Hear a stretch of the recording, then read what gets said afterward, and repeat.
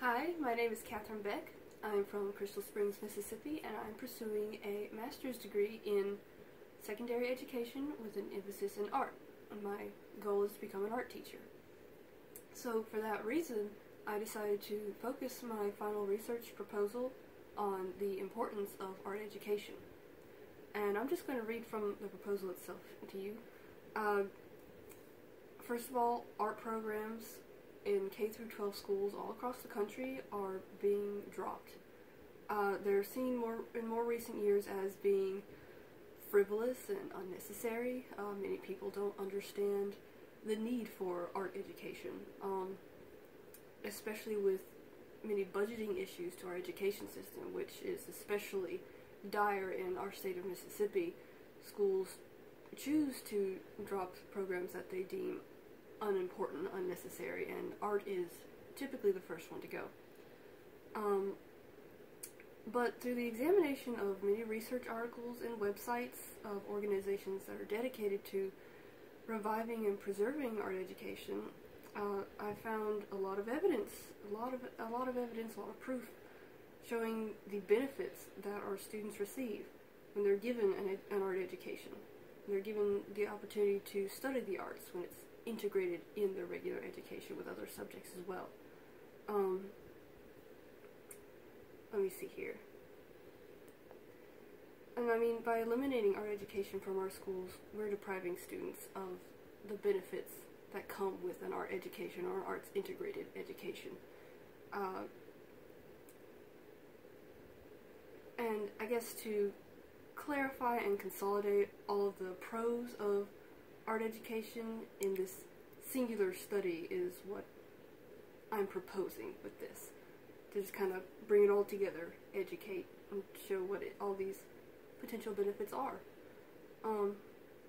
So school board administrators will become more aware of them, the importance of art education, because these are benefits that carry over. They carry academically, they carry over into adulthood and even professionally.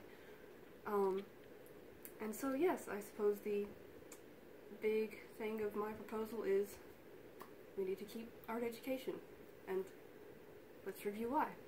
So as far as the literature is concerned, I'll give you a couple of quotes from a few websites and online sources I've found. For example, the Center for Online Education. Here's a quote from them. Many schools today are cutting back or eliminating their art programs due to budget constraints, as I said. It is estimated that by the end of this year of 2018, this is a recent article, that more than 25%, of public high schools will have completely dismantled their art programs.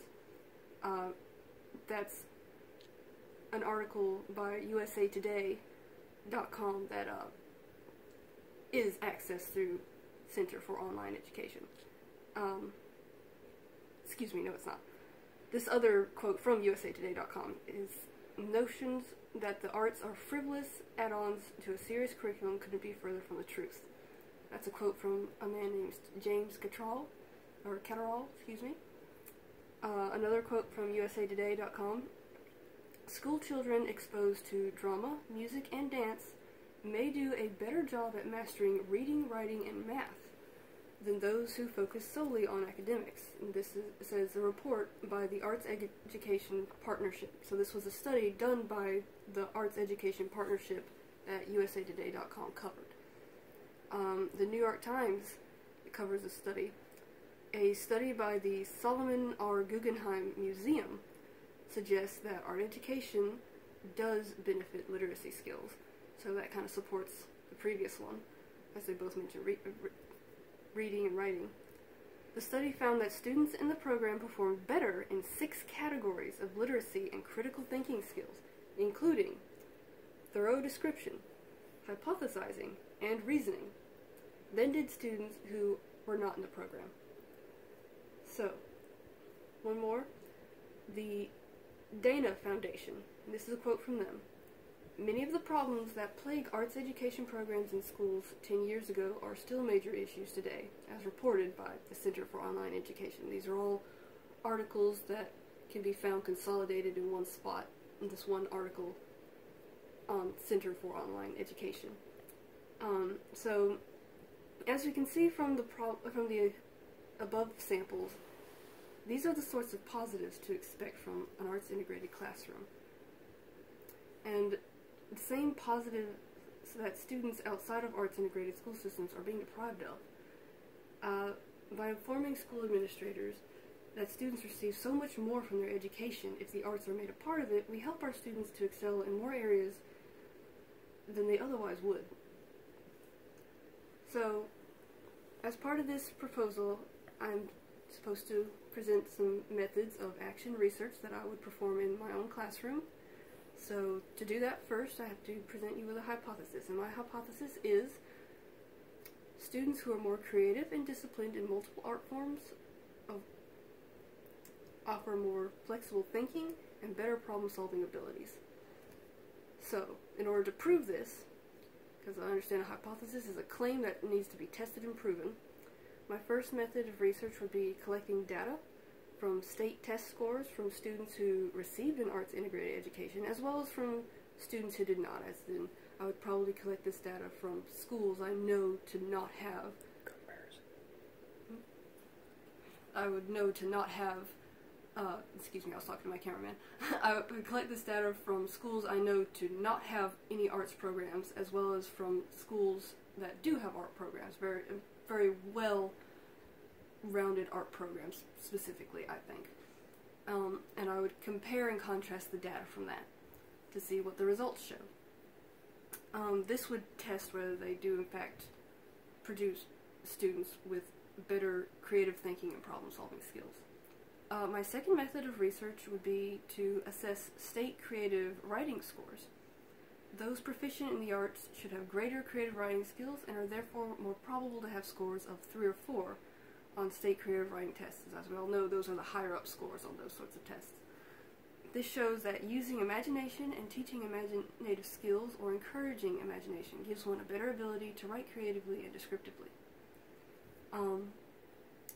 So in support of my thesis, from more of my sources that I mentioned previously, plus some, as previously stated, art education gives students valuable skills that carry throughout their lives. The Center for Online Education, which their website is www.onlinecolleges.net.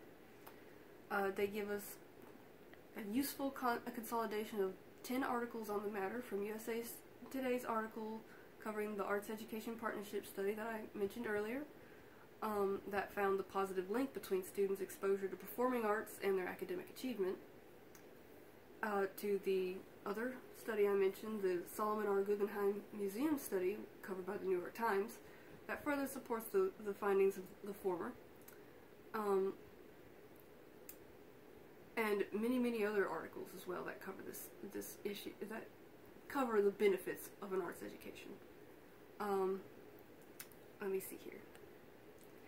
Now, interestingly, there is also an article there by two people. Their names are Ellen Winter and Lois Hetland. They head a project called Project Zero. This is also covered by New York Times. And it states that their research showed zero correlation between arts education and academic achievement, which is very interesting. This was met with a great deal of backlash, of course, by supporters of the arts, but of course they stood by their findings, and they stated that, and I quote, "The arts need to be valued for their own intrinsic reasons."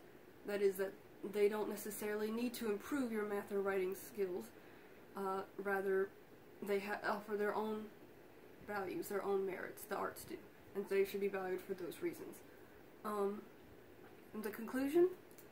So, once again, the purpose of this study is to highlight all of the values and the merits of art education in order to prevent and reverse the decisions of schools to eliminate it from their curriculums. With all the valuable skills and lessons art education has to offer, schools must reconsider dropping it.